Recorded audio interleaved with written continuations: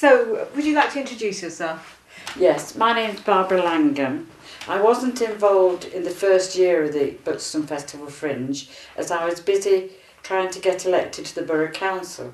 However, I did join the committee during the first year. Sheila Barker was secretary and Alan was chair, and then there was Nancy Adams, Bunty Wynne-Jones, Margaret Sigley and myself and possibly others. We were known as the committee at the very beginning, and then of course it was formalised into a committee. I felt that I could contribute to the running of the Fringe through my experience with the theatre from theatrical family members and my many visits to the Edinburgh Festival. In fact, our honeymoon was spent there at the Edinburgh Fringe Festival. I also thought that was a good way of dispelling the myths of the Buxton International Festival and the Opera House being elitist. This seemed to be a thing that was going around the town, but I was quite positive that it wasn't, and I thought that the Fringe was an ideal way of getting people to go to things that they might find of interest and then perhaps consider going into the Opera House to see things that are more of interest. I felt that the Opera House was there to be shared by all the residents. As a member of the committee, I spent time trying to attract some funding and also publicity. We found it hard at first, and myself and a few members of the committee used to contribute to the printing of the programme, which I have to add was a much smaller situation than it is now. I was chair for a period, however found that it was too time consuming with my work as a councillor, and that I felt that I'd have to step down. However, the Fringe was gaining recognition and it was nice to see the way it was carrying on. And do any particular performers or shows from your era stick in the mind? Yes, they do actually. And one of the shows that really sticks in my mind was the one, it was actually in the centenary year, it was A and Sounds like NHS, which was a short play written by Mary Hennessy. Actually, it wasn't so much a play as a situation. Jane McGraw played the part of a patient in a hospital bed, who in fact was Mary when she'd had a terrible road accident. And I think that was in 2002. Another person that really stuck out, always sticks out in my mind, is Patricia Hartshorn comedy. I really, really liked her, and so did many other people. And another person who stuck in my mind for different reasons was the young man who read the Wilfred Owen readings about the First World War, and that was very good. So, and obviously other things like shows, as the comedy shows particularly, and drama. But I also liked walking around the Pavilion Garden seeing the children's performances.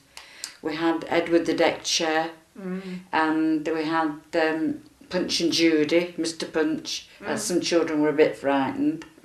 So, but nevertheless, it was nice to see the Pavilion Gardens full of fun. Yeah, and Radioactive, you mentioned, they were probably in one of the earliest years of the Fringes. Yes, it would have been at the very beginning. And quite sure that they were on the way to, I had a feeling they were on the way to Edinburgh and called in. I can remember seeing them, and I certainly haven't seen them in Edinburgh, so, and I know that, I'm sure that they were here. And just for people who don't know, that was a comedy outfit, wasn't it? Yes, it was. Show. It was a little bit like the Footlights, only smaller, obviously. Yeah, yeah. And did you say there was an alternative Fringe one year? Something that was Fringe of a Fringe? Yes, it was in 1985. The lady who owned the St Anne's Hotel and managed it decided to have her own little Fringe festival.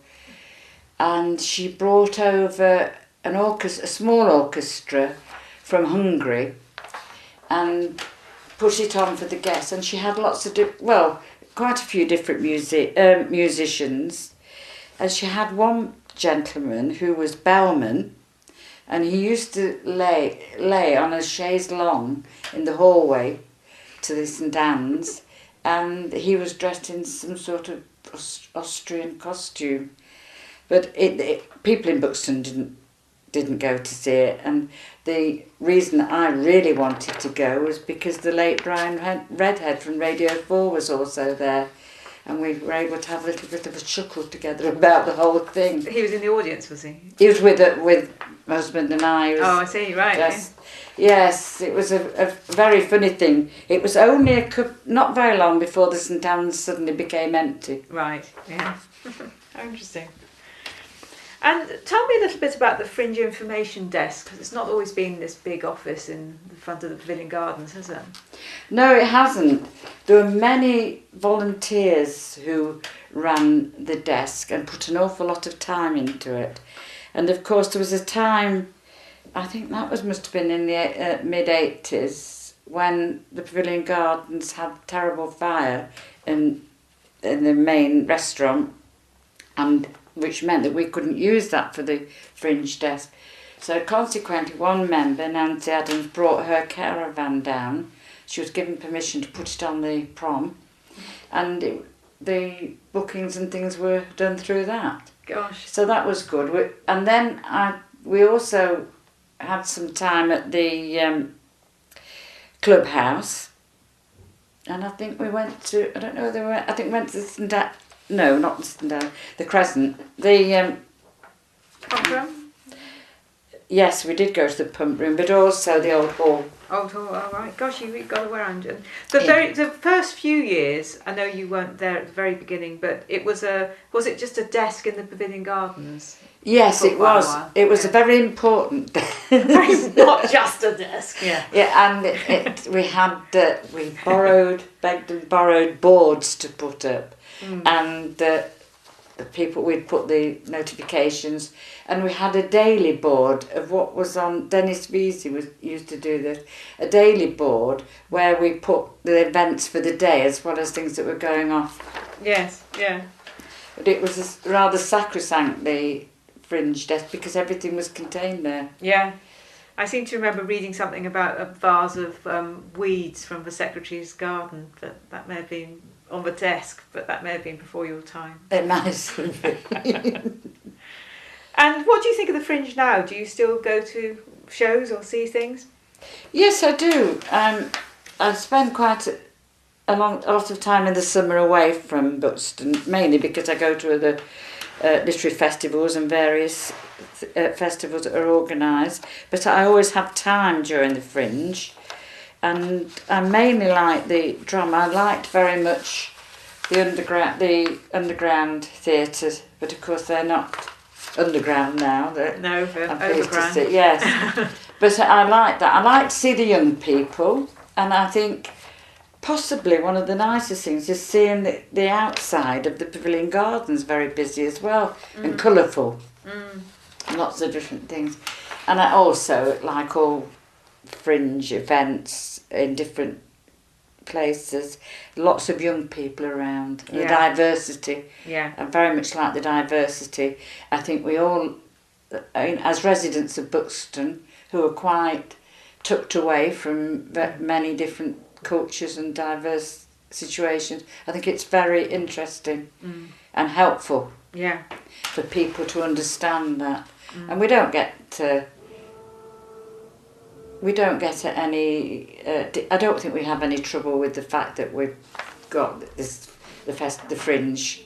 No, it goes off very peacefully, doesn't it? Yes, and people appreciate it. Yeah.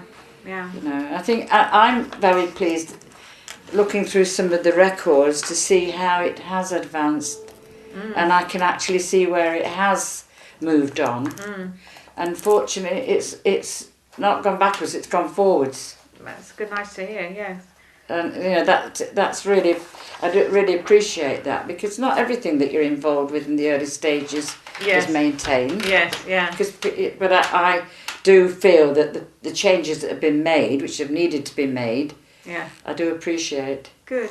And just thinking about there's also a sort of sense of continuity, isn't there? And I was thinking about the Morris men, who were Morris dancers, and they were there on the very first Fringe, and you've got some memories about. Did you say something? The Speaker of a House getting involved. Yes, we were having dancing. Bunty and Jones was a dancer, and she had and she also was in charge, not in charge of the Morris men, but in charge of them coming to the Fringe to perform, and they were performing on the outside of the opera house for people going into the opera. Yes. And Lord Tonypandy, the Speaker of the House of Commons, was there as a guest of Gerald Kaufman, the MP, and he got up and started dancing with Bunty, and it made quite a lot of publicity, as you can imagine.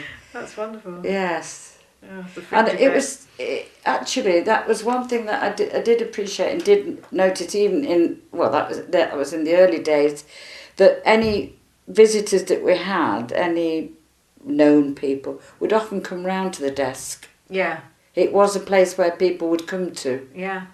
You know, and I see it is now, and where it's situated at the moment. Yes. You know, people will go and talk and are wanting to know about things. Mm. And is there anything else that we've forgotten about that we should raise? No, I don't think so. Would you like to say happy birthday to the Fringe? Well, actually, it's quite significant for me because it's 40 years since I was elected to the local authority. Right. 40 years birthday of the Fringe. Mm-hmm. And another organisation that I'm involved in, the Buxton Volunteers Centre, although it is its 40th birthday, however, it was in a different form 40 years ago. So lots of, it's quite a nice year really to celebrate. Yes. And I hope it goes on longer. Oh, that's... The Edinburgh Fringe has been going on since the 30s, so there's no reason why we shouldn't. No reason at all, is there? No. Okay, well, thank you. That's great. Thank you.